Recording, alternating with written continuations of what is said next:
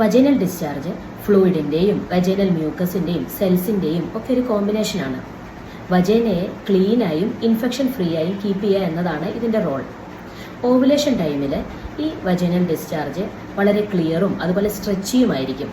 അതിനർത്ഥം നിങ്ങളുടെ ശരീരം ഗർഭധാരണത്തിന് അനുയോജ്യമായി എന്നതാണ്. പീരിയഡ്സിന് മുൻപും ശേഷവും വജൈനൽ ഡിസ്ചാർജ് വൈറ്റും ക്രീമിയുമായിരിക്കും. അത് നോർമലാണ്. വൈറ്റ് കളറിൽ ചീസിൻ്റെ കൺസിസ്റ്റൻസിയിലാണ് ഡിസ്ചാർജ് വരുന്നതെങ്കിൽ അതൊരു ഇൻഫെക്ഷൻ ആവാൻ ചാൻസ് ഉണ്ട്.